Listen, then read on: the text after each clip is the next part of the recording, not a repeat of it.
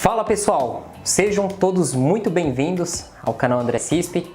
Estou aqui com um grande parceiro, o Ademilson Nunes. Muitos já conhecem o trabalho do Ademilson, alguns não conhecem, no caso dos novos inscritos, mas vão conhecer hoje através de uma grande videoaula. Nós vamos abordar um assunto que muitas pessoas não falam, que é os defeitos em capacitores. O Ademilson ele tem uma grande formação na área de eletrônica. Ele é um parceiro no nosso curso de notebook que ministra toda a parte eletrônica voltada para notebook, esquemas elétricos. E hoje nós vamos fazer essa aula aí para vocês que vai ser muito legal, ok? Ademilson, é com você agora, hein? Bora, pessoal!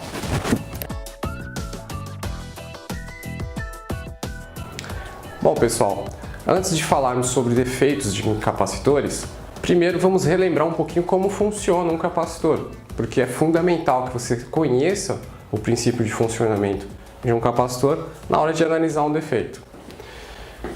Eu desenhei aqui dois tipos de capacitor. Aqui o primeiro seria um capacitor cerâmico, né, ou de poliéster, essa é a simbologia dele, e aqui um capacitor eletrolítico. Existem diversos tipos de capacitor eletrolítico, mas de uma maneira geral, essa é a sua simbologia. Diferença básica: o capacitor eletrolítico ele é polarizado, ou seja, ele tem um lado positivo e um lado negativo.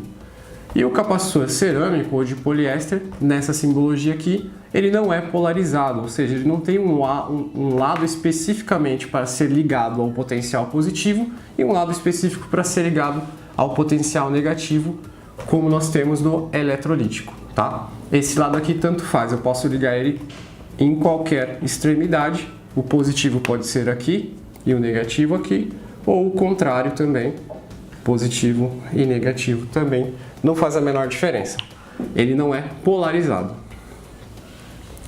E aqui, no eletrolítico, nós temos sim um lado especificamente positivo e um outro negativo. É claro que você tem diversos tipos de capacitor, tanto no encapsulamento SMD, que são aqueles encapsulamentos montados em superfície, quem trabalha com placa-mãe de notebook ou de computador sabe do que eu estou falando, e você tem também aqueles capacitores que tem os seus terminais passantes na placa, né? Ele passa pela placa e é soldado pelo lado de baixo. Existem diversos modelos de capacitores, vocês podem pesquisar no Google Imagens, digitar lá capacitores e vocês vão ver uma infinidade de modelos e tipos, tantos de diferentes tamanhos e formatos, né? Capacitor é um componente muito utilizado. Acho que praticamente qualquer circuito eletrônico você vai encontrar um capacitor. Como ele funciona? No instante em que você liga o capacitor a uma diferença de potencial, uma tensão elétrica, vamos dizer que aqui eu vou ligar ele em uma fonte de tensão de mais 10 volts. E esse lado aqui vai ligado à minha referência, meu terra, ok? O que acontece? Percebam que são duas placas paralelas separadas por um espaço. Esse espaço, geralmente, ele é preenchido por um material conhecido como dielétrico, que é um material isolante. Que vai fazer o quê? Vai fazer o isolamento desses dois extremos. No instante em que você liga a fonte ao capacitor, ele se comporta como um curto, ou seja, ele se comporta instantaneamente durante um breve momento como um curto. Por quê? De um lado eu tenho o acúmulo de cargas positivas, que vão se carregando desse lado, através da fonte, e do outro lado um acúmulo de cargas negativas. O que acontece? A resistência do capacitor, como ele está descarregado, é muito baixa inicialmente durante a carga. Ela é muito baixa. Então, rapidamente, no instante em que liga, ele se comporta como um curto e já vai se carregando. Essa resistência vai subindo gradativamente. Com o passar do tempo, ele vai carregando. Inicialmente ele carrega rápido, depois mais lentamente. Então, é basicamente assim que funciona.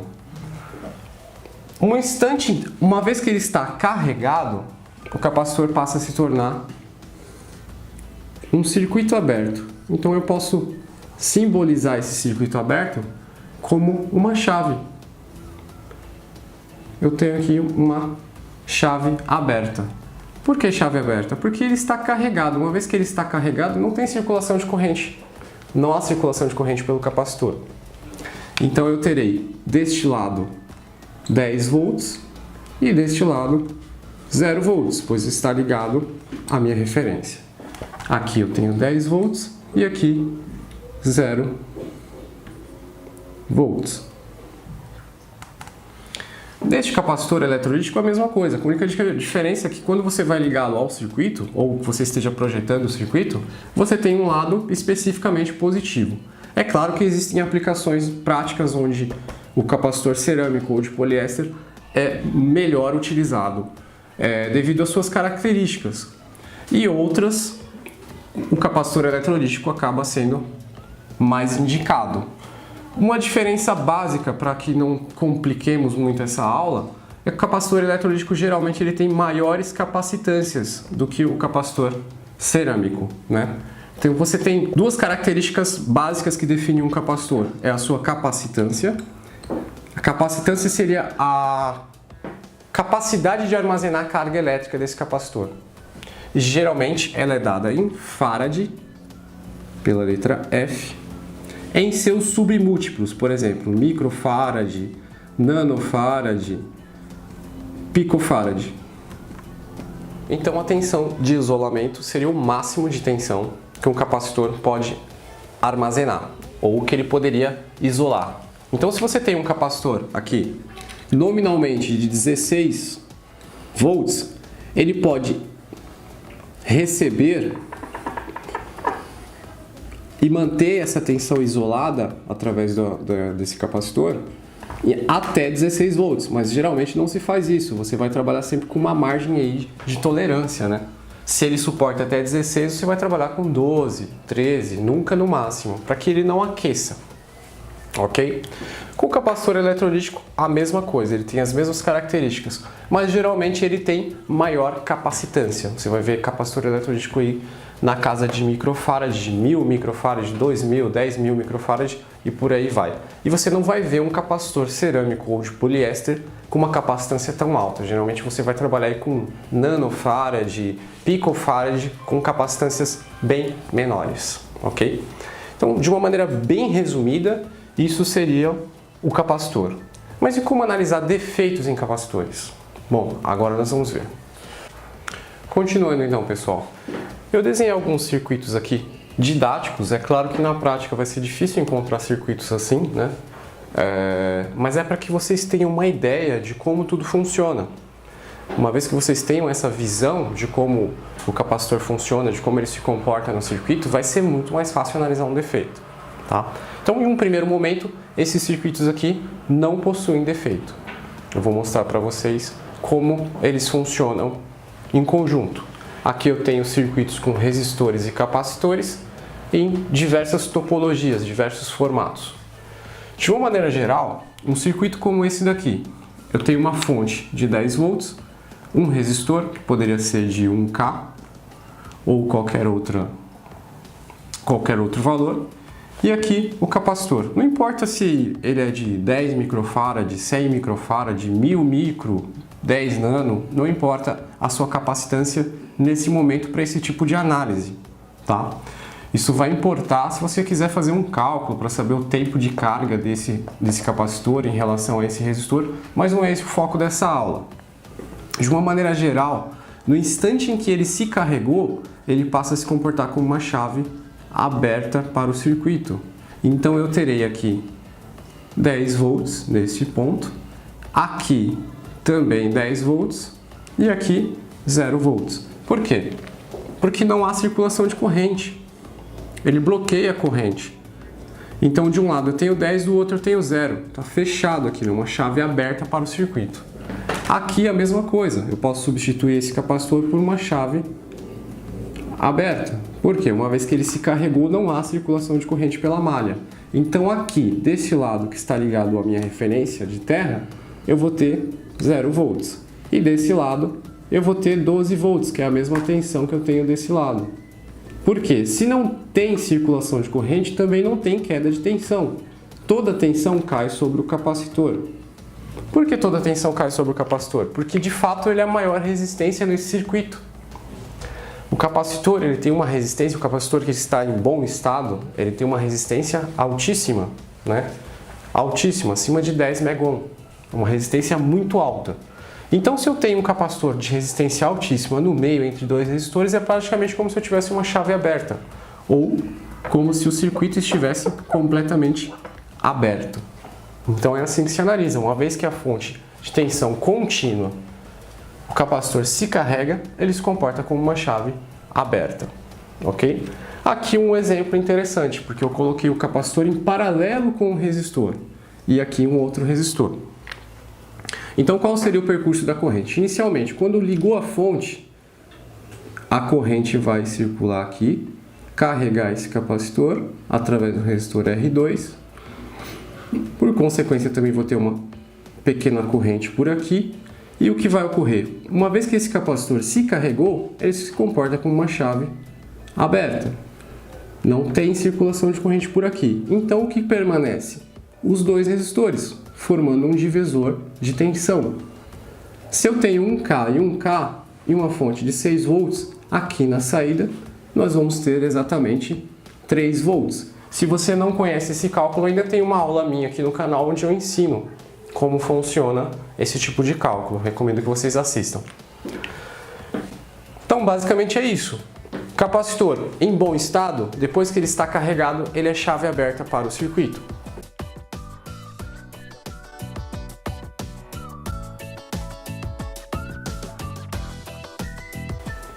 Bom, pessoal, chegamos finalmente na análise de defeitos.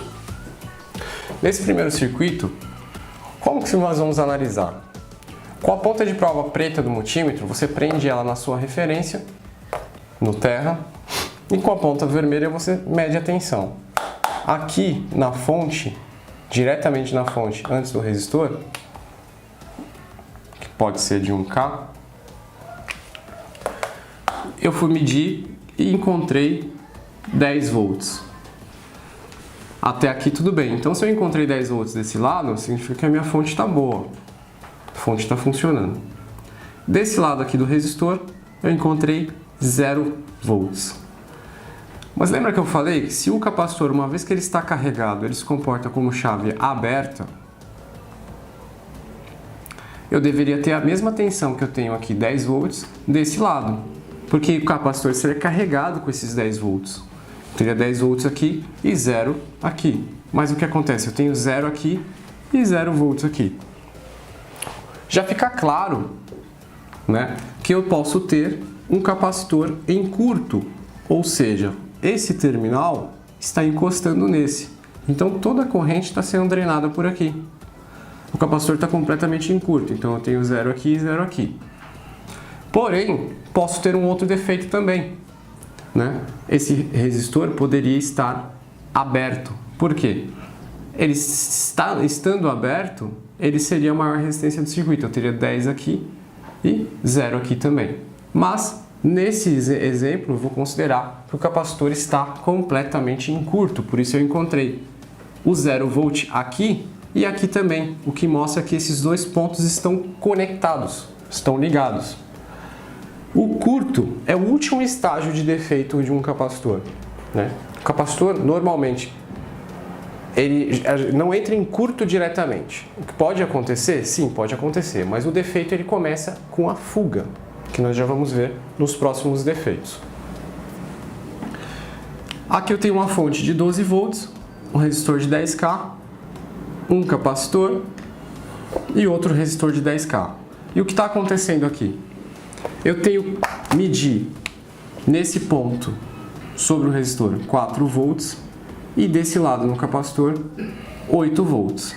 Então sobre o resistor R2 eu tenho 4 volts, sobre o capacitor 4 para 8, quanto falta? 4 volts. Então sobre o capacitor eu também tenho 4 volts e 8 para 12, 4. Sobre o resistor R1, também 4 volts. O que está acontecendo aqui? Se o capacitor, quando está bom, ele deve se comportar como chave aberta, então eu deveria ter 12 aqui e 0 aqui, porque não tem passagem de corrente. O simples fato de eu estar medindo uma queda de tensão, ou seja, aqui eu tenho 12, de 12 caiu para 8, ou seja, caiu 4 volts sobre o R1. Aqui eu tenho 8, nesse ponto eu tenho 4, ou seja, caiu 8 para 4, 4 volts sobre o capacitor C1. E de 4 para 0, caiu 4 volts sobre o resistor R2. Isso aqui já me mostra que está tendo queda de tensão sobre os componentes. Se há queda de tensão sobre os componentes, então existe circulação de corrente. Está circulando corrente aqui. A tensão já está me dizendo isso. A própria tensão já me diz que aqui está circulando uma corrente. O que pode estar acontecendo? Esse capacitor não está em curto, porque se ele estivesse completamente em curto, eu teria a mesma tensão aqui, e eu não tenho. Né? Se ele estivesse completamente em curto, eu teria a mesma tensão desse lado e a mesma tensão deste. Mas não, ele está tendo uma pequena queda de tensão, o que me mostra que internamente o capacitor tem um pequeno resistor, que é o que a gente chama de fuga. Esse capacitor, que originalmente o capacitor, como eu falei para vocês, ele tem uma resistência altíssima, muito grande, nesse caso ele teve a sua resistência alterada e passou a ter uma resistência menor, um pouco menor. Isso é fuga. O capacitor adquiriu uma pequena resistência, ao invés de ter uma resistência muito alta, ele passou a ter uma resistência mais baixa. Então aqui eu tenho um capacitor em fuga. Eu poderia substituir esse capacitor, para que vocês entendam um pouco melhor o defeito, por um único resistor. Um resistorzinho que simula essa fuga de corrente, porque está tendo uma drenagem de corrente desse ponto para esse ponto.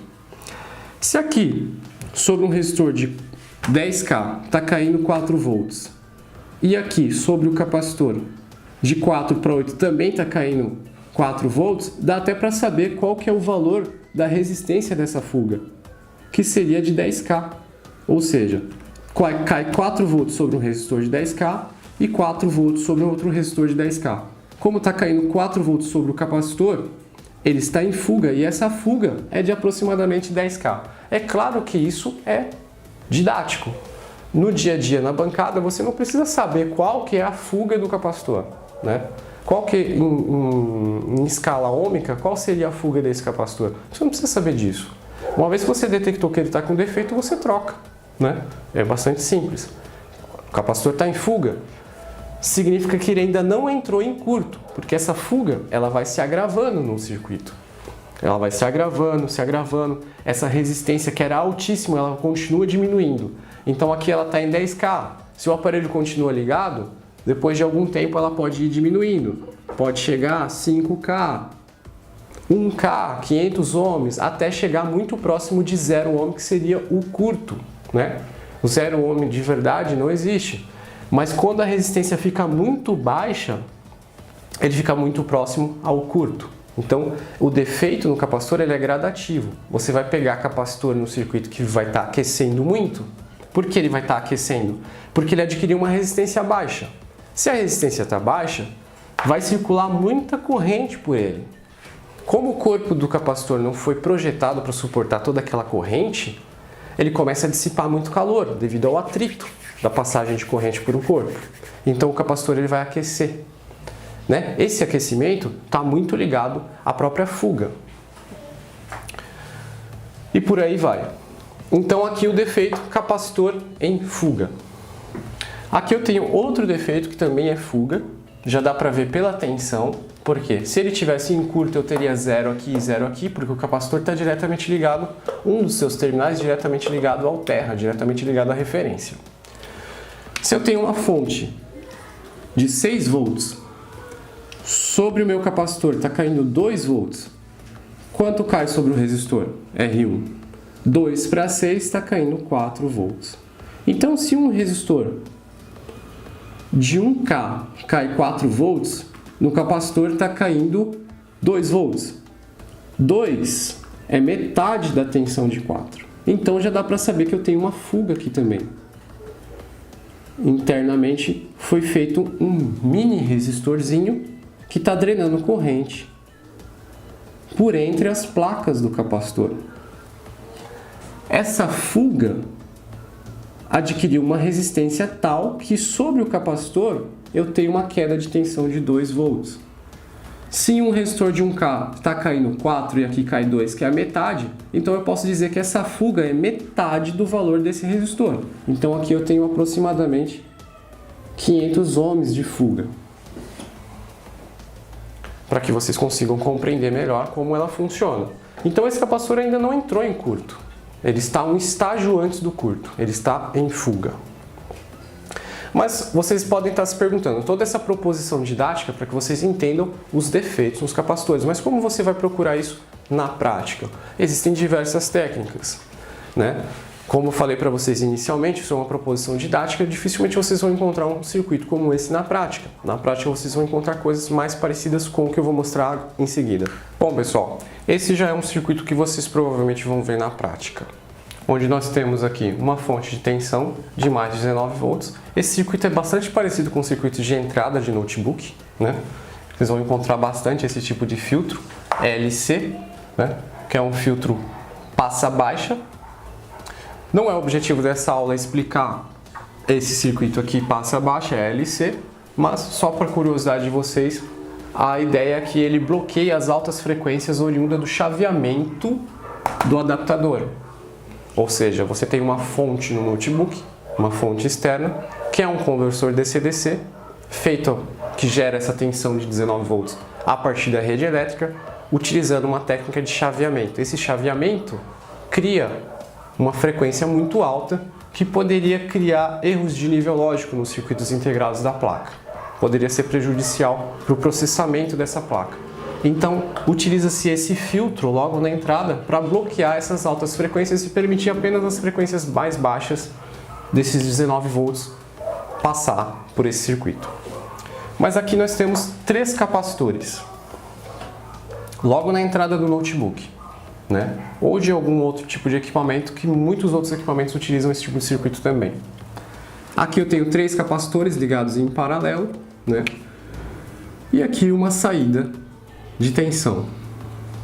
Então eu vou ter aqui uma tensão armazenada, na verdade cargas elétricas armazenadas aqui nesses capacitores, e uma vez carregados eles vão se comportar como chave aberta, mantendo essa tensão aqui estabilizada. Mas o que pode acontecer? Vamos dizer que esse capacitor aqui ele esteja entrado em fuga, não curto, fuga. O que vai acontecer?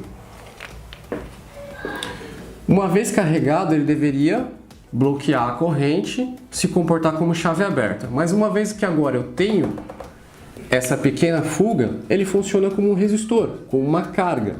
É como se eu tivesse uma pequena carga sendo alimentada aqui. Então esses 19 volts vão continuar aqui. Esse capacitor ele se carregou, se comporta como chave aberta. Se carregou, se comporta como chave aberta. Quando chega aqui, deveria se comportar como chave aberta, mas não.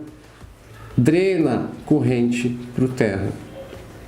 Uma vez drenando corrente para o terra, vamos dizer que esse capacitor, esse resistor, aliás, ele tem adquirido uma fuga de mais ou menos 1K.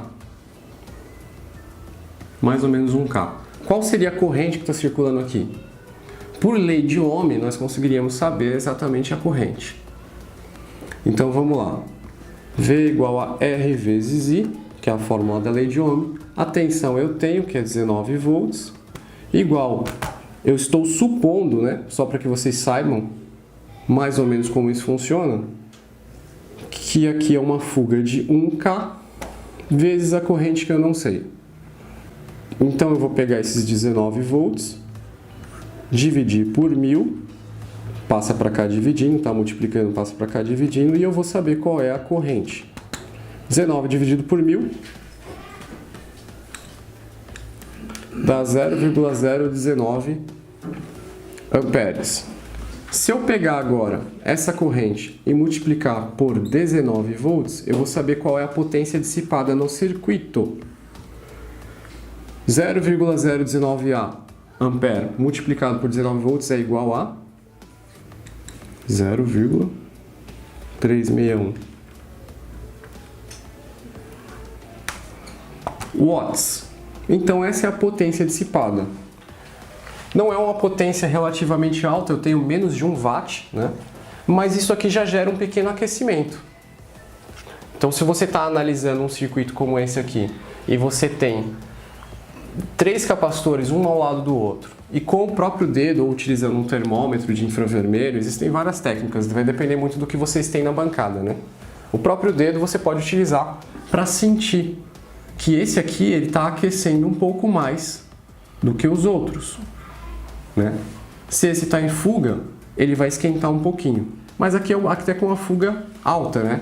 Se essa fuga fosse, ao invés de 1K, fosse de 500 ohms, eu teria 500 ohms de fuga, eu teria o dobro dessa potência aqui. Então ele já ia aquecer muito mais, porque ele estaria muito mais próximo de um curto, a resistência muito mais baixa. Como se faz para descobrir um capacitor em fuga como esse aqui?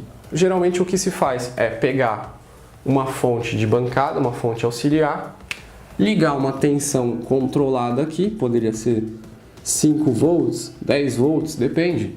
Para quê? Uma vez que eu liguei uma fonte aqui, o circuito daqui para cá, em algum ponto ele tem que ter um componente que isole essa parte da placa.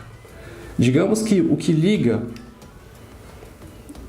nesse bloco aqui, eu tenho outros circuitos da placa que são alimentados através deste. Mas entre esses dois pontos eu poderia ter, por exemplo, um resistor que faz essa ligação. Para que eu saiba, eu já sei que tem um consumo, porque eu liguei na minha fonte e a minha fonte acusou uma determinada corrente que não deveria existir, né? A placa em stand-by ela deveria ter a tensão lá, mas zero de corrente de consumo. Então, se está tendo consumo de corrente, eu já sei que tem um defeito. O que se faz? Eu procuro um ponto da placa onde eu consigo isolar esse circuito deste e tiro ele fora. Uma vez que eu removi, eu estou com o circuito aberto, está isolado. Se permanece corrente circulante aqui, se na minha fonte continua me mostrando corrente circulante nesse ponto, significa que o defeito realmente está nesse bloco e não daqui para frente. Porque se eu tirei esse componente e isolou os dois circuitos, agora o defeito está aqui. E aí, através de uma análise tátil mesmo, eu vou sentindo o aquecimento até encontro um que está mais ou menos aquecendo além do que eu deveria ser o normal e retiro ele. Uma vez que eu retirei ele, eu ligo a fonte novamente. Se sumiu a corrente zerou, eu já sei que o defeito era ele. Não há necessidade de você pegar o capacitor, medir ele fora da placa para saber se ele está com defeito. Geralmente você está com suspeita dele. Dependendo do circuito, você tira ele fora da placa e já liga a fonte. Sumiu o consumo, achou o defeito. Não, continua um pouquinho de consumo, só que alterou. Opa, então tem mais defeito. Né? Você pode recolocar e retirar outro. Como aqui nesse circuito eu tenho só 3, eu vou ter 3 tentativas. O que está aquecendo mais, com certeza vai ser o que está com defeito. A maior jogada em procurar um defeito na placa é você saber criar esse isolamento. Você isolar partes do circuito e ir analisando bloco a bloco, para que você consiga isolar e chegar ao defeito. No capacitor em fuga, geralmente ele aquece. Só que se ele está totalmente em curto, vai acontecer um fenômeno interessante. E muita gente se confunde com isso. Vamos dizer que esse capacitor aqui agora, esse mesmo, ou não, vamos pegar esse aqui para ficar melhor. Ele entrou completamente em curto, mas eu ainda não sei. Eu estou analisando o circuito e eu ainda não sei que ele está em curto. Mas ele está completamente em curto. Completamente em curto significa que a resistência dele está baixíssima, muito próxima de zero, muito baixa. Lembrando que nós já isolamos a placa. Eu já encontrei um ponto onde eu consegui isolar o restante do circuito desse circuito e eu sei que o defeito está aqui. Por quê? Uma vez isolado, eu ligo a fonte, eu percebo que tem um consumo altíssimo, quase o máximo que minha fonte consegue fornecer. Então, se está aqui em 5 volts, por exemplo, ele poderia estar mostrando para mim 2 amperes, uma corrente altíssima, né? Muito alta. Em matéria de potência, 2 multiplicado por 5, eu tenho 10 watts. Então, já tem uma dissipação de calor alta aqui nesse circuito. Mas o que acontece? Se esse daqui está em curto, vai circular uma grande corrente. Uma grande corrente vai passar por aqui e vem para cá. O que vai acontecer? Esse capacitor que está aqui do lado, ele vai aquecer. Vai aquecer bastante, porque a corrente está circulando aqui, ó, mas ela está indo direto para o terra, numa resistência muito próxima de zero. Então, se a resistência está muito próxima de zero, aqui não vai dissipar muito calor. Pelo contrário, os componentes que estão antes desse curto é que vão aquecer. E é isso que gera confusão na cabeça dos técnicos. Porque muitas vezes ele acha que o componente que está aquecendo é que na verdade está com defeito. Aí ele tira e o defeito continua. Né? Isso é uma grande pegadinha, é uma grande armadilha. Muitas vezes o componente que aquece não está com defeito, mas um componente próximo a ele, que está em curto, não está aquecendo, mas está drenando muita corrente pelo percurso. E o que ocorre é que se a resistência dele é baixa, ele não vai aquecer mesmo, não vai aquecer tanto, até certo ponto. Mas o componente próximo a ele vai esquentar. Então, se daqui para cá está tudo frio e aqui está aquecendo, então o defeito está para cá. Você pode até, se você tem duas possibilidades, daqui para frente não tem corrente. Se o curto está aqui, daqui para frente não tem corrente. Se não tem corrente, não tem aquecimento aqui. O aquecimento está daqui para cá. Então, dessa maneira você consegue isolar o defeito. Você tem duas possibilidades. É o que está aquecendo ou o que está ao lado? Você pode até começar pelo que está aquecendo. Quem sabe, pode estar em fuga, né? Eu não tenho um resistor aqui de referência para usar aquela técnica que eu mostrei para vocês. Se eu tivesse um resistor de referência aqui em cima, eu conseguiria utilizar a técnica para descobrir se ele está em curto ou em fuga, mas eu não tenho. Então eu sou obrigado a fazer tentativa e erro. Então, pela lógica e pela prática, você tira o que está aquecendo mais e verifica a fonte. Baixou o consumo? Não, não baixou. Então é o que está do lado. Troca ele. Baixou o consumo? Achou o defeito. Ok, pessoal? Bom, essa foi uma pequena demonstração teórica do que é curto e do que é fuga, dos defeitos dos capacitores e também uma breve explanação de como é feita a análise disso na prática. Queria agradecer a todos que seguem aí o canal André Cispe, todos os amigos e amigas que assistiram a aula completa do professor Ademilson. Uma super aula, né, como eu disse no início, sobre defeitos em capacitores. E como vocês podem ver, nós temos aqui mais um parceiro junto, que é o professor Daniel. Olá. E muitos já conhecem, né, o professor Daniel. Nós temos vários projetos, curso de gravação de BIOS, conserto de monitores, o curso de notebook, o novo curso, né, o Daniel, ele participa também, é um dos professores, né, junto comigo e o professor Ademilson. E nós estamos aqui reunidos já há alguns meses fazendo um projeto novo, que em breve nós vamos lançar para vocês aqui no canal, que é um curso totalmente diferenciado do que já existe na internet, do que já existe dentro do YouTube. É um curso de eletrônica. Então nós vamos fazer um curso completo, que o pessoal vem pedindo, né? Ah, faz o curso de eletrônica junto com o Ademilson, com o Daniel. O que o público pede, a gente vai lá e faz na prática. Então eu, junto com o Daniel e o Ademilson, já estamos há alguns meses, né? Toda semana a gente se reúne aí, final de semana, para fazer as gravações. Então vocês já conheceram um pouco da dinâmica do professor Ademilson. Isso que foi só a parte teórica. Porque no curso a gente vai fazer o quê? Vai ter a parte teórica, como vocês viram aqui no quadro, e a parte prática na bancada, e vai ter vários projetos, né? Então você vai concluir o curso e você vai estar capacitado para pegar qualquer tipo de placa eletrônica, qualquer tipo de equipamento e conseguir fazer uma análise em cima dos componentes. Então eu estou finalizando esse vídeo já informando para vocês, tá, que nós estamos com esse projeto, que logo nós vamos estar voltando aqui no canal e falando sobre o lançamento, como que vai funcionar, como que faz para fazer esse curso, vamos passar todos os detalhes. No momento está em andamento, então nós não temos o curso pronto, tá? Não temos o curso para oferecer para vocês, né? Eu só estou falando aqui porque o pessoal está pedindo muito, mandando muitos e-mails. O professor Daniel recebe bastante e-mail, mensagens pedindo curso de eletrônica, sim, o Ademilson, sim, também, sim. Creio que também. Nós fizemos eletrônica aplicada para notebook, que está dentro do curso de notebook. Já esse projeto que nós vamos estar lançando aí, não sei se vai ficar pronto mês que vem, mas nós estamos correndo aí, né? Queremos lançar aí até o final de outubro. Vai ser um curso completo de eletrônica, do básico até o avançado, tanto na parte teórica quanto na parte prática, toda a parte de ferramentas. Ok, pessoal? Então, muito obrigado. Próxima aula vai ser, Daniel. Estarei postando aí daqui uns 2, 3 dias. Vai ter a aula do Daniel, vai trazer uma surpresa aí para vocês bem legais. Vamos deixar no suspense. Deixa na expectativa. Até a próxima, hein, pessoal? Até a próxima, pessoal. Deus o abençoe e muito obrigado por sua atenção. Não se esqueça de se inscrever no canal e deixar o seu like. Para receber notificações de vídeos novos, clique neste sininho. Até a próxima!